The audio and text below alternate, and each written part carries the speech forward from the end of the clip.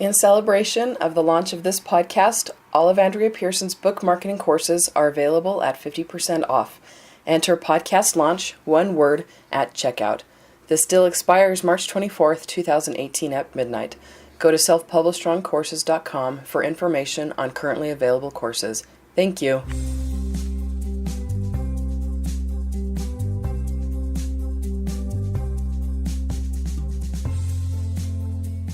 Hi everyone, welcome to the Self-Published Strong podcast. I'm your host, Andrea Pearson, and I'm joined today by my husband. Hi, this is Nolan. And today we're going to be finishing up talking about Star Wars. That's the plan anyway. Hopefully we'll get through all of our notes.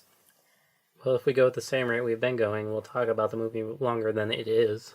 Yes, that's a good point. We had a discussion yesterday, and we actually recorded that last episode yesterday. Today is February 17th, 2018, but we were talking yesterday about how it's like we're summarizing things. We're trying to refocus and not summarize so much as, explain why something would work well as writing or wouldn't work well for writing. To some extent, you have to summarize what we're about to talk about. But yeah, I don't want to do it. I feel like maybe we're doing too much of that. Yeah. And if you have any comments, these are our first few episodes, and once we go live, just email me, Andrea at selfpublishstrong.com, and we'll tweak and, make things work so that our listeners, the people who actually, we're actually doing this for, will be happy with how we're doing things. Yeah, this is our 5th podcast. Yeah, 5th episode. This is our 5th episode. And some of them we do back to back, so we don't get a lot of chance to reflect. Exactly. Yeah, so it won't be like that for future episodes. We will be splitting things up, and it'll be a week between recording, so we'll have to find a good system for how to remember where we were. We might have to record them back to back anyway, just so we don't forget the movie in between. Yeah, and we've tried to, beside my comments, I have, the time in the movie written, so that we don't skip over each other and have to, go back and explain things. If you mean in Sleepless in Seattle? That one was really complicated anyway. It was really, really different. This is pretty linear. Yeah, it's true. Sleepless in Seattle, a lot of the scenes take place in the same setting, same area. So it's kind of hard to be back in the kitchen. Wait, I'm still in the kitchen from the scene 3 scenes earlier. Yeah. And we talked a lot about how different and challenging the structure of that movie was anyway. So yeah. Anyway, do you have any updates for this? Not since yesterday. Are you feeling any better? Yesterday he wasn't feeling great. He had a horrible tickle in his throat that made talking hard. I feel about the same. Okay, well, we'll try to go easy on you today. Okay, sounds good. Should do that every day. No. All right, so our quote today is "Life is by Albert Einstein," and he says, "Life is like riding a bicycle. To keep your balance, you must keep moving." And why did you like this one? Why did I like that one? It was one of the shorter ones.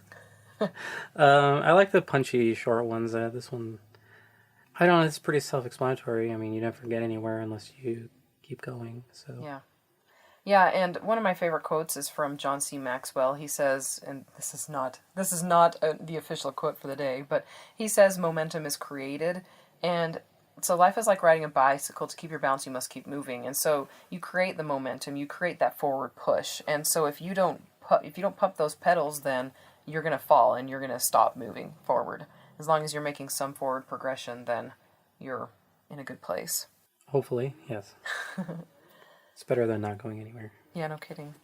Okay, so the tip for today is the second email in your automation sequence. As I said in the last podcast episode, I go much more in depth in these in the automation sequence course. You can also check out my books called the Self-Published Strong books. I do talk about the automation sequences in the one that's geared to list building. I can't remember what it's titled right now. How to build a list. Something like that. And how much does that cost? It's $5.99 right now still, but it's supposed to be free.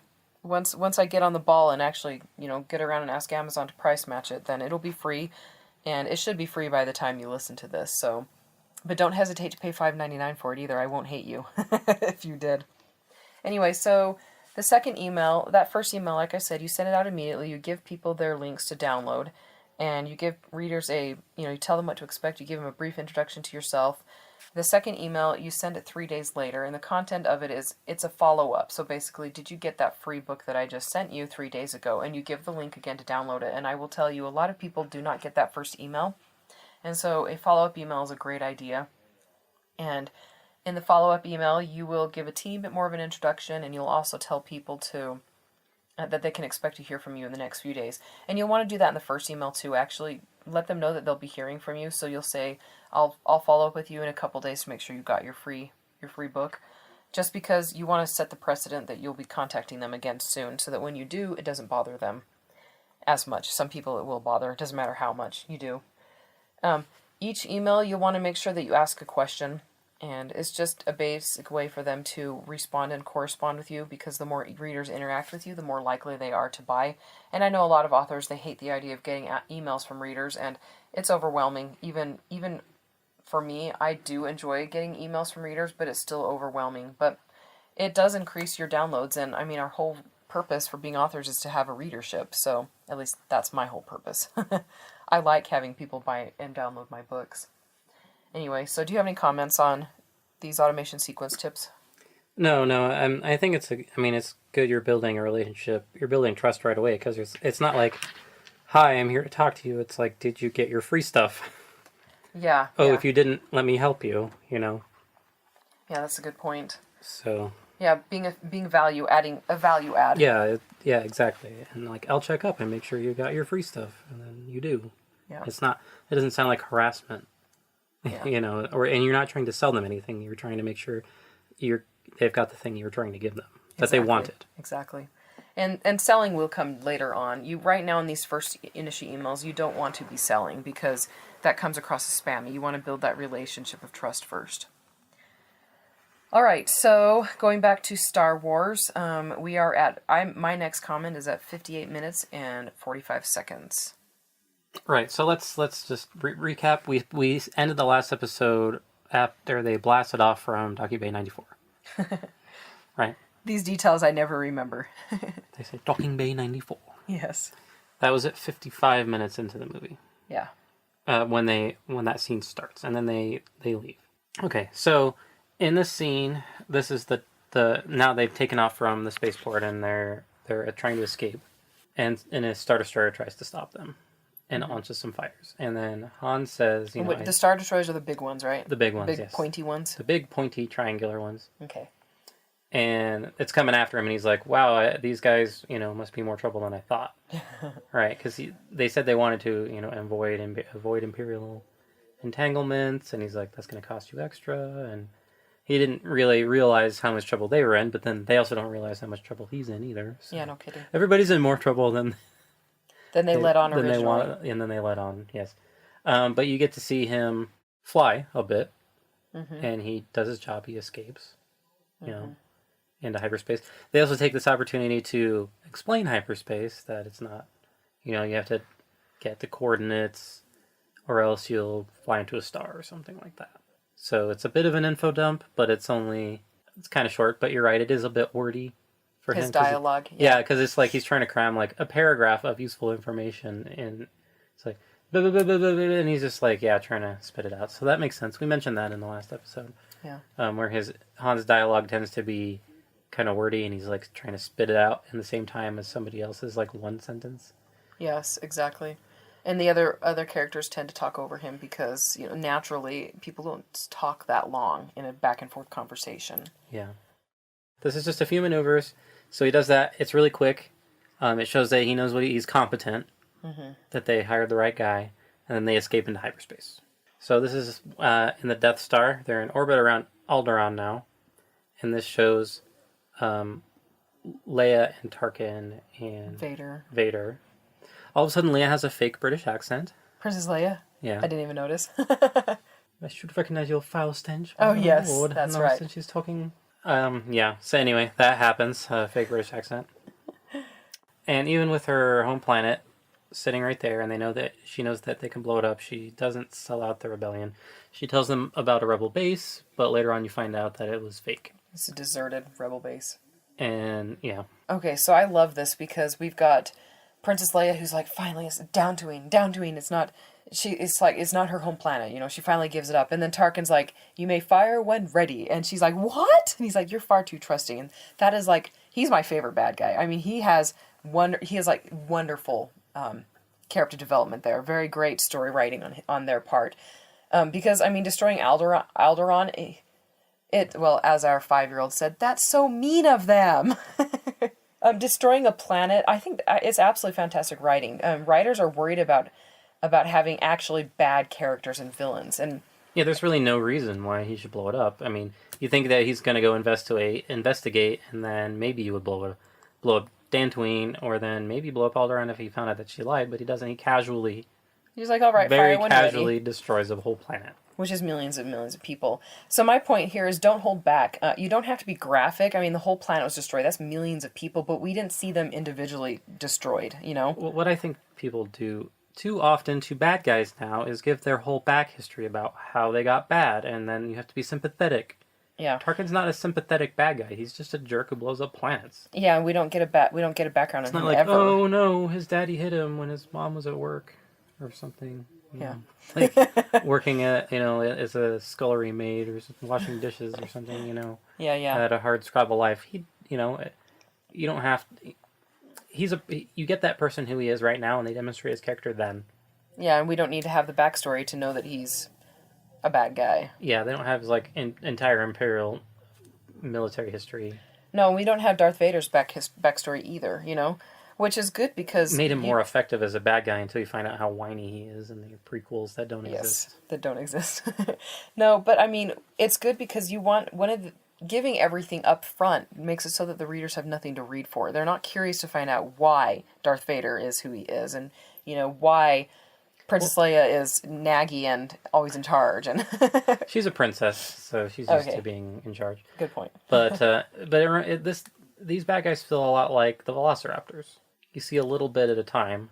Oh, you mean from Jurassic Park? Yeah, they don't get into the whole, like, why are Velociraptors so angry all the time? If only they were nicer when they were raising them.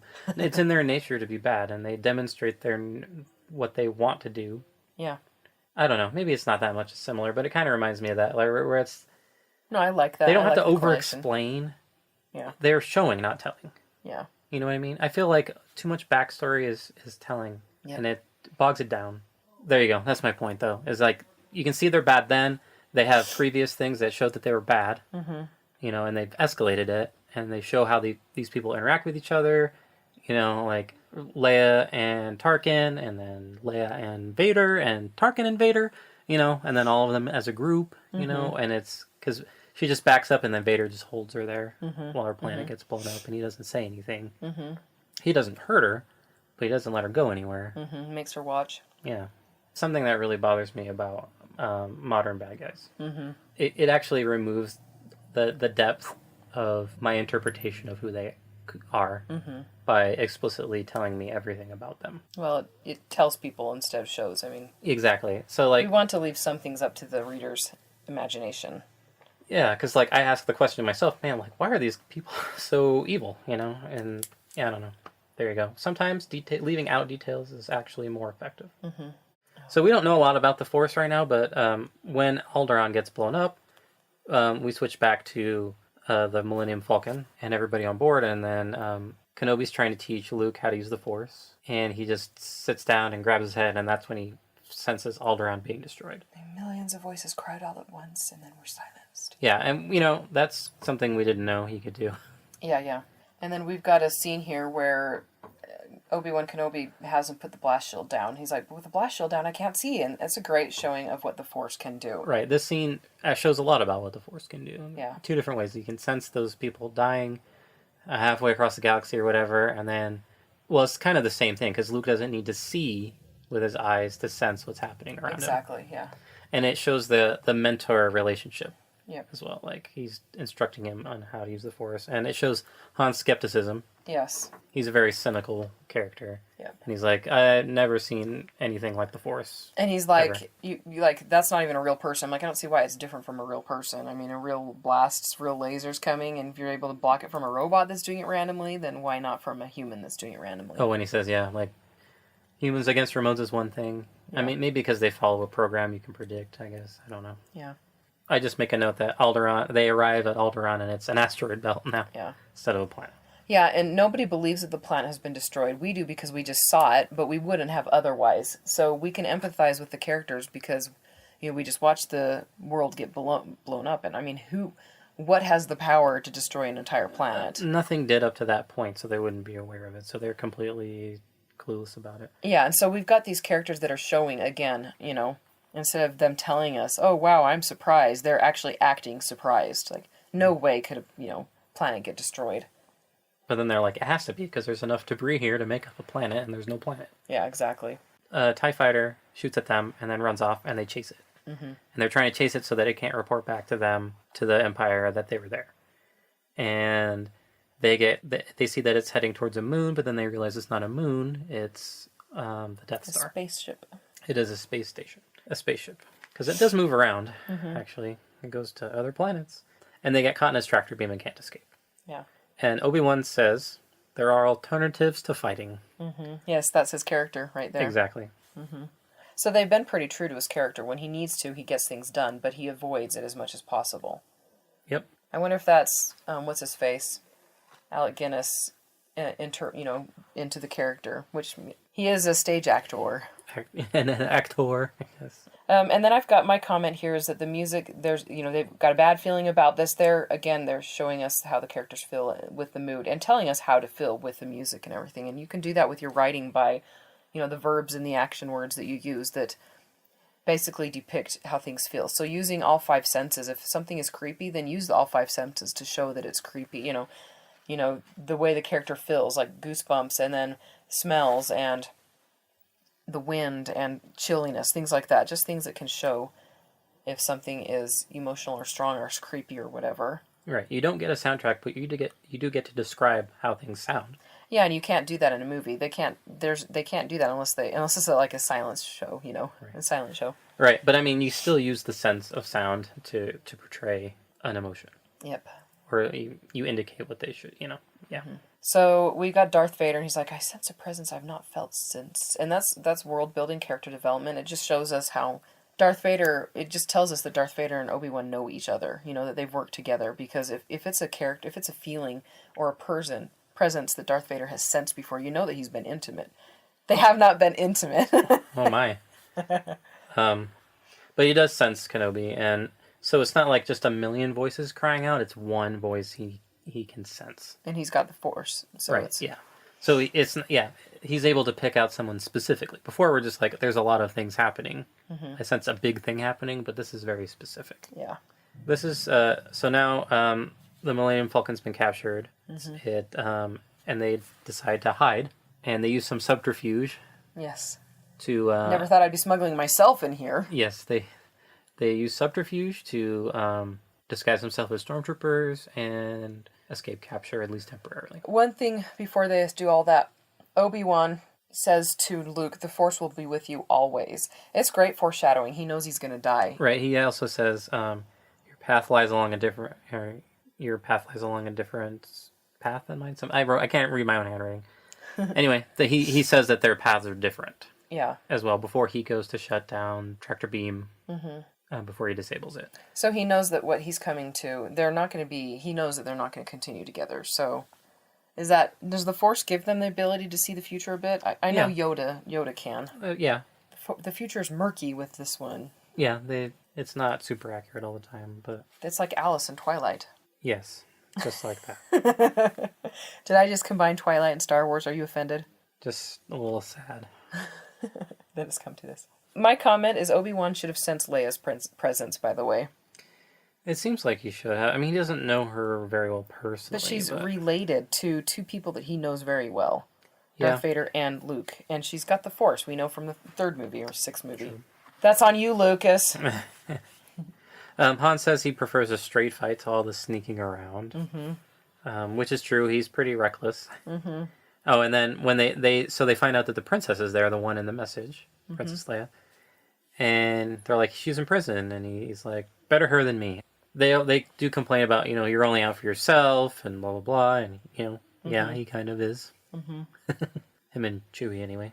And then another thing, when they're actually dressed in the stormtroopers' outfits, and they they are on their way to the prisoner dock. They're taking Chewie there, and they get ready to get off the elevator, and the door opens behind them. I thought that was a great touch, just to show that they don't know their way around. And Yeah, they kind of they like motion like, you want on the elevator, and like Yeah. to like random people. And Yeah. they're like, no.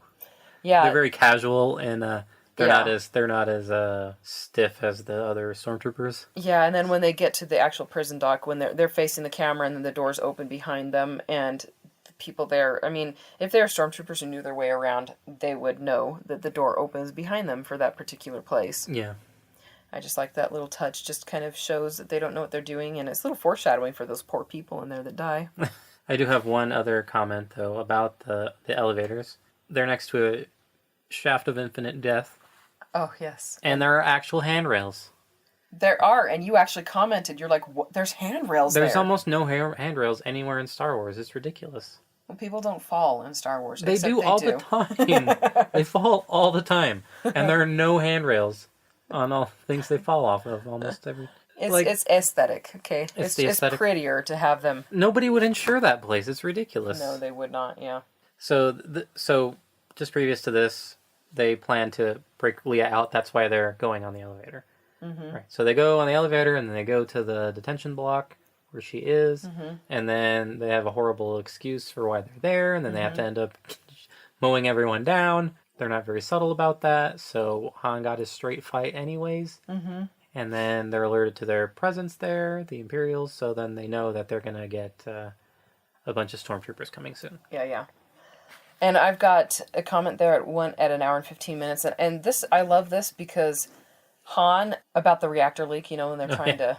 There's no reactor leaks generally in prisons. There's no reactors to have leaks in prisons. So when he's trying to get them to not come investigate, he doesn't handle surprises well. He handles his element well. So you can throw him TIE fighters at him while he's in his plane, and he can handle that. But the princess being there, he didn't handle that well. He's like, and he shoots the thing instead of trying to explain away, because he doesn't handle that well, He doesn't know how to work around it. So he goes back to what he does. He pulls a gun out and shoots, Yeah.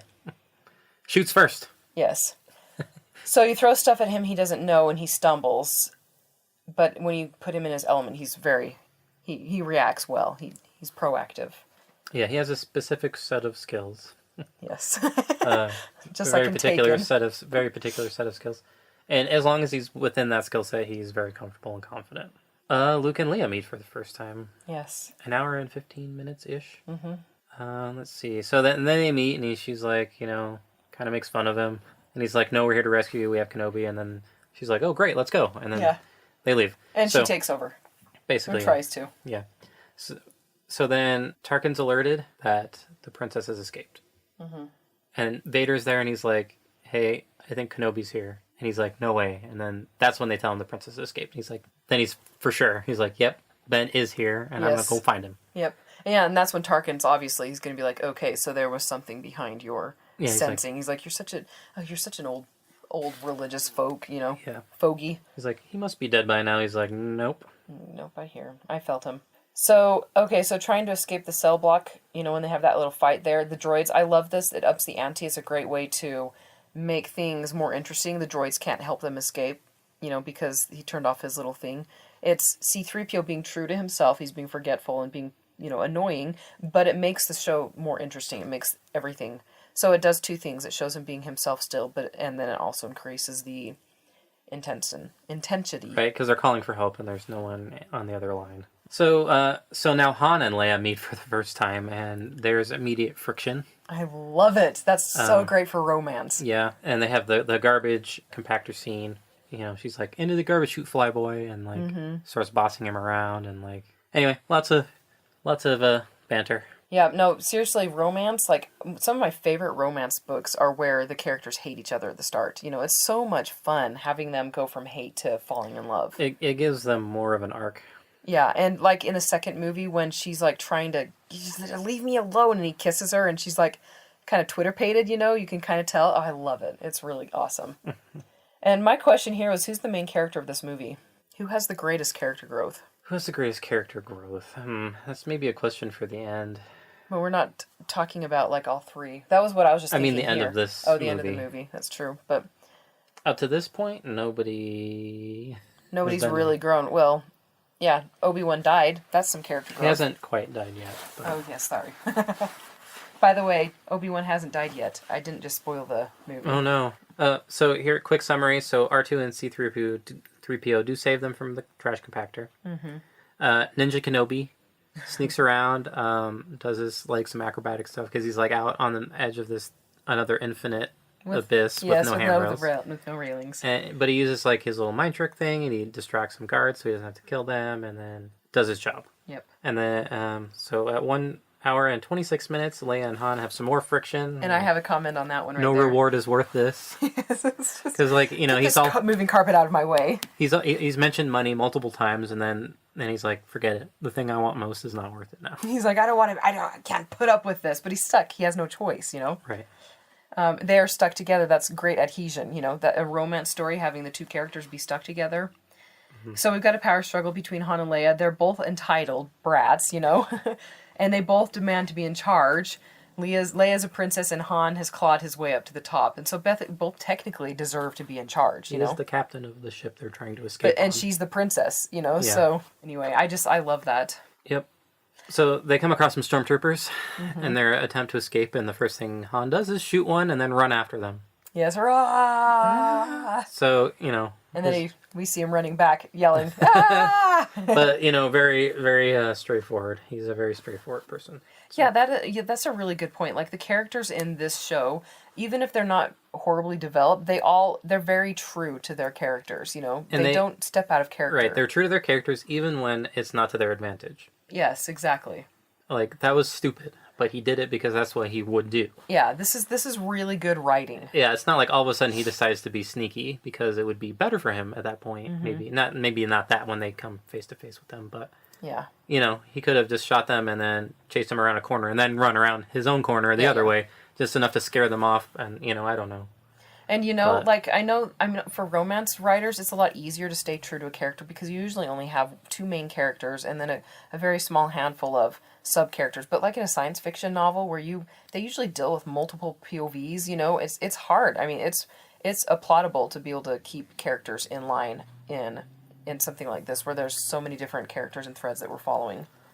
Space opera does typically have many characters. Yeah. Okay, so my comment when we were watching this at 1 hour and 27 minutes was they know that their prisons are important. Like Leia, I mean, she's huge, and you know, but she's escaped. So why aren't there hordes of stormtroopers around the ship? And that's foreshadowing, and I didn't realize it because last time I watched this movie, while watching it in depth and actually analyzing it, was a long time ago, and so. The fact that there aren't hordes of stormtroopers around the ship is foreshadowing. Kenobi and Vader.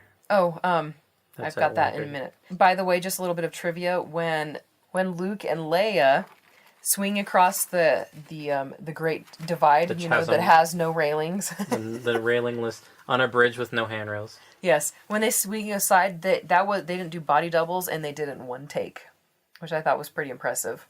You know, because he's actually holding onto the rope, so no body doubles in one take. That sounds like that would... Maybe he had a harness, because that cable's really tiny. I know. No, don't ruin it for me. Okay, sorry. No harnesses. They did it all completely. Mm-hmm. No help.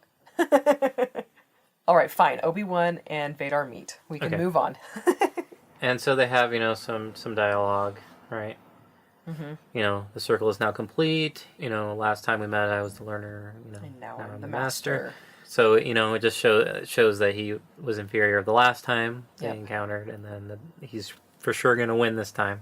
Yeah, well, of course he's for sure going to win, because Obi-Wan gives him an easy way out. Obi-Wan does, but he says, you know, strike me down and I'll be far more powerful. Right, exactly. Mm-hmm. And Vader doesn't get that. No, he's he like, doesn't. Of course you're not going to be powerful, you're going to be dead. Which is weird, because Vader is a huge student of the Force, you know? So why does he not know this? And, I mean, if you consider the 3 episodes, the newer ones, they talk about dying and how... But not with him. Yeah. He never has any of those experiences. It's Obi-Wan that does, and That's Yoda true. that does. Yeah. Because Qui-Gon talks to Yoda. Mm-hmm. We don't see that, but he says he has contacted Qui-Gon.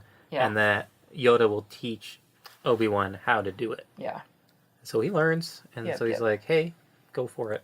Mm-hmm. I'm old anyway. Mm-hmm. So right here we've got Vader. Vader is calm. He's standing still. He's not moving, and Obi-Wan's kind of like a little anxious on his feet. And I thought that was kind of an interesting thing. Obi-Wan seems nervous and anxious, and Vader he's calm and... He's direct. Yes. Let's just say. Mm-hmm. He goes right at it. And a tip here right here with action scenes, we've got our first lightsaber fight.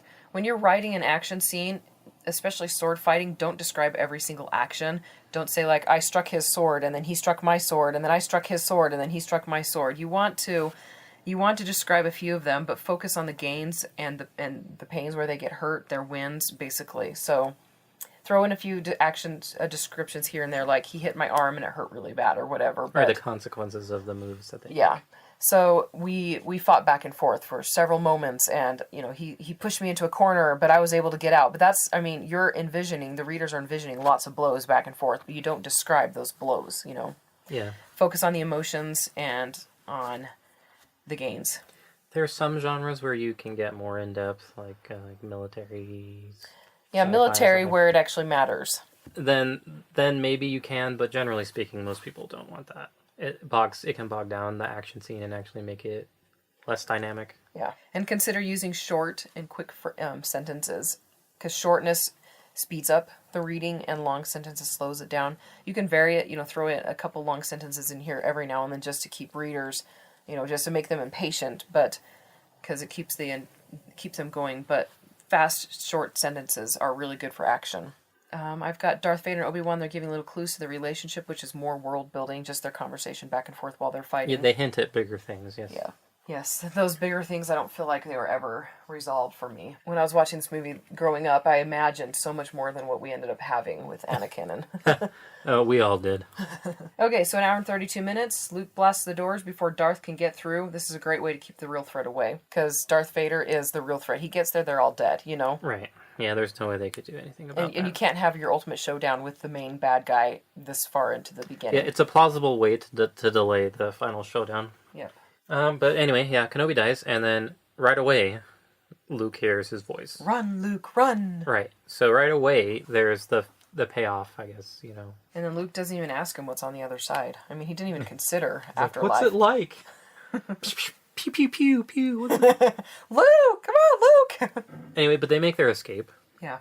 And Sort Leia of. has perfect lipstick and hair throughout all of the prison even after scenes. being tortured. Yes, perfect lipstick and hair. Yes. It's very important that a lady looks like a lady. Yeah. Well, I don't know if the cinnamon bun hair is perfect, but it was a mistake when it was design. created. Yeah. They continued in their mistake. C-3PO, we've got a comment here. I think I'm melting. This is all your fault. C-3PO is a horrible character. Yes, he's complaining a bunch. But this is a scene. So this is This is when they do the TIE fighter scene. where there's 4 TIE fighters, and then Han, the experienced one, and Luke, the new kid, both take down 2. Yeah, and So Han's like, "Great kid, don't get cocky." Yeah, but it shows that Luke is pretty good because the experienced person did something and he matched it. Yeah. But he still doesn't fly anything. No, he doesn't. It's good aim. Yep, With that and then, electronic 70s technology. Yes, those very advanced computer targeting screens. Okay, so then it cuts back to the Death Star where Tarkin and Vader are talking, and he's like, "Well, they're gone, and there's a homing device. I hope this works." Yes, and that right there is the conclusion of my foreshadowing. When we saw that scene, I was like, "Oh, so that's what it was." Okay, so that's why there weren't stormtroopers all around. They were okay with them escaping because it would take them to the rebel base. Yes, and Leia says they must be tracking us or something. They let us get away. Yeah, there's no other explanation for the ease of our escape, and he's like, Han's is insulted. Like, what? That you call that easy? "I'm in it for the money."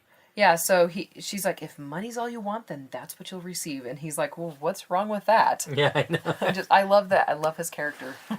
He's such a mercenary. Yes, and then Luke and Han have an interaction where he's like, "I don't know, what do you think, a princess and a guy like me?" No. Oh. And then Han, he kind of gets this like, yeah, this little smile like, "Yeah, you got a thing for our princess." Well, he likes messing with the kid. Okay, so Princess Leia's like, "We've got to get the data from R2-D2. It's our only hope." And I'm like, "But Obi-Wan Kenobi was their only hope. It's a good he thing died. he's dead." They go because from he would only be hope. so sad. They go from one only hope to another. Yeah. So, Like it's the called poor A New guy. Hope. That's So. true. Good point. We paused the movie at an hour and 41 minutes to put the kids to bed. Right. So they do have a briefing about the Death Star. Mm-hmm. They discuss its defenses, and the defenses of the Death Star are designed to take on fleets, Yeah. not just little ships. So they were thinking big scale, not subtlety. So again, the smaller force is able to do something against the bigger, badder force. Yeah. And it shows the arrogance of the Empire. Yeah. They built something that can't possibly be destroyed, and yet it has an error, has a weakness. Yes.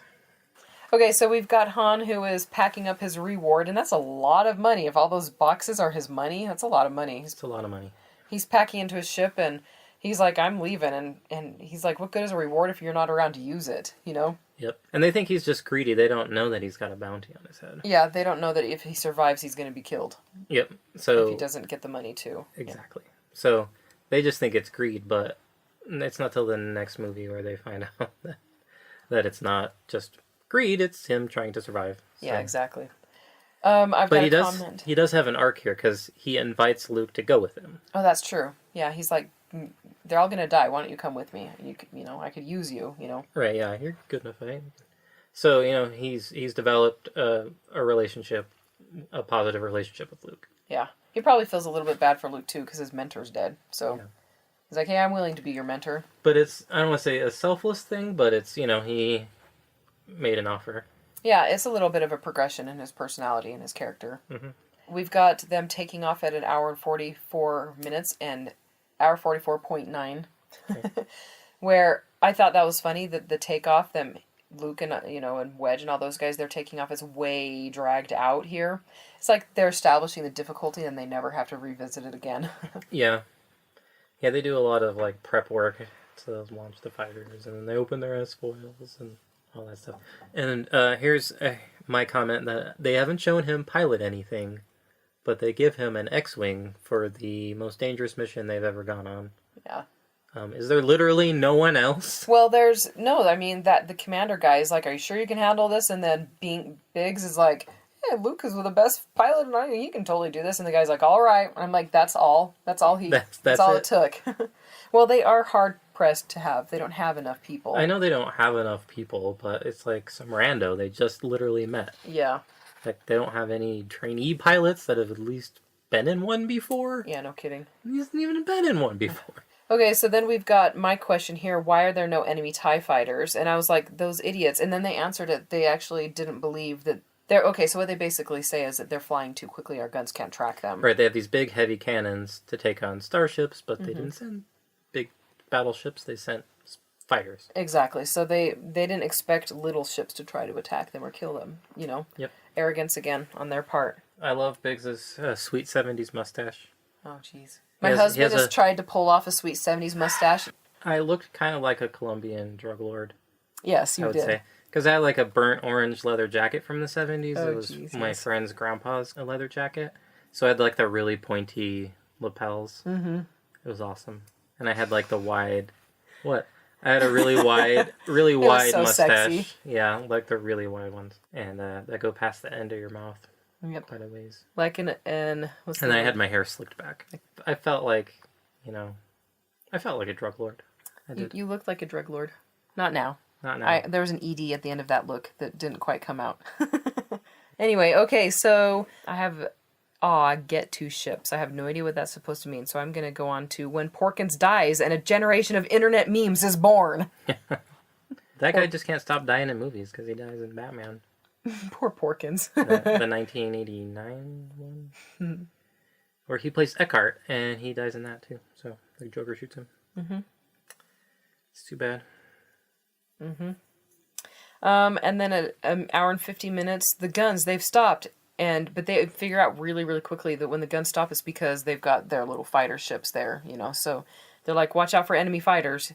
So our characters are not stupid, I like that they figure out why things are happening really quickly instead of the readers being like, oh, come on, that's obvious, Yeah. So there are two tri-fail cycle we can talk about, and then... I've got the tri-fail cycle here at an hour and 52 minutes. Okay. Yeah, that's good. And then, so there's that, and then also Luke, trust your feelings, so there's a little foreshadowing, but... So Luke randomly just starts shooting as soon as he hears that, trust your feelings. Yeah.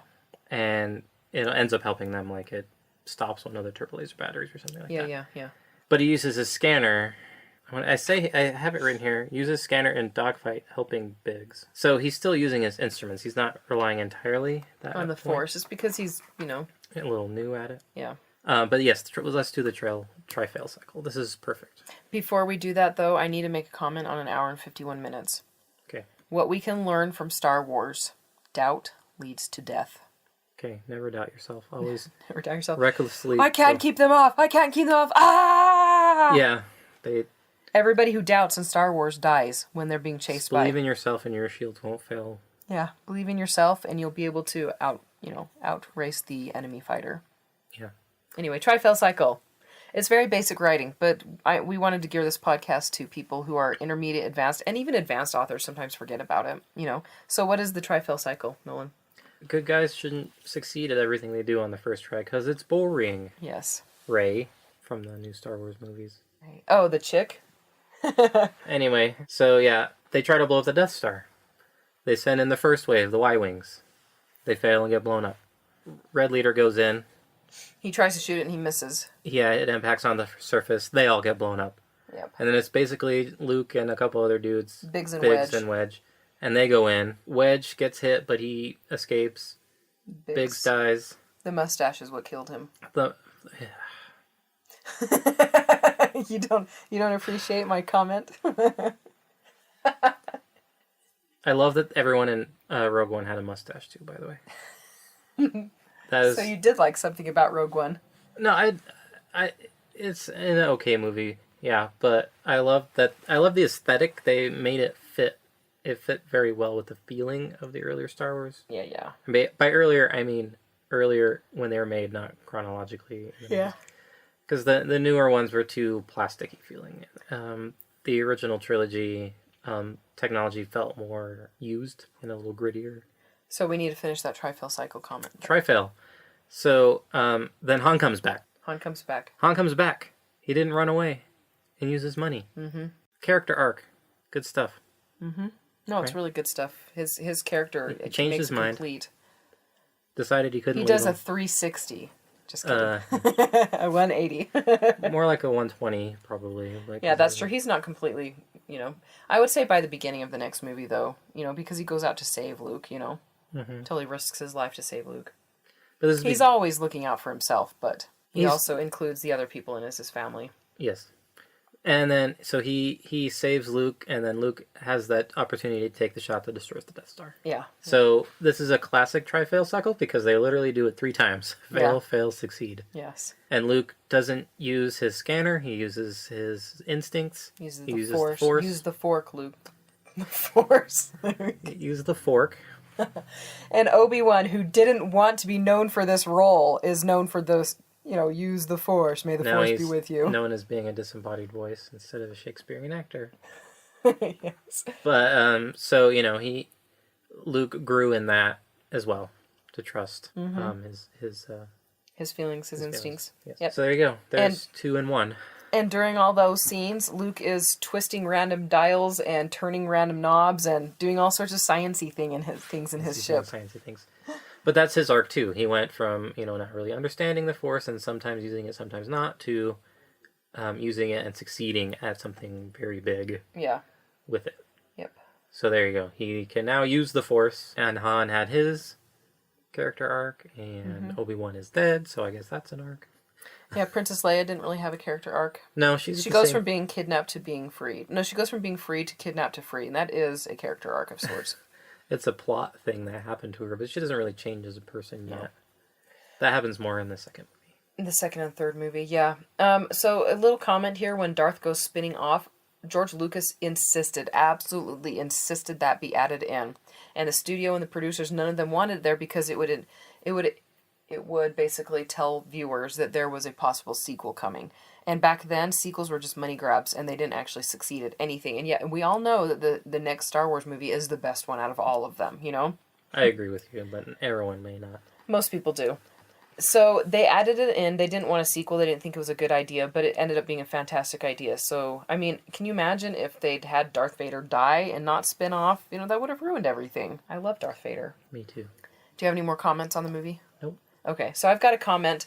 When they're giving the awards and they're walking past all of the troops and all of the fighters and all the where were those people for the actual fight? They can't fly. They didn't have that many X-wings.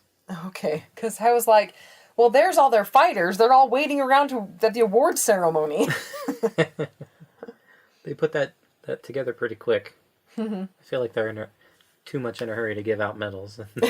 Yes. Not enough to do the fighting.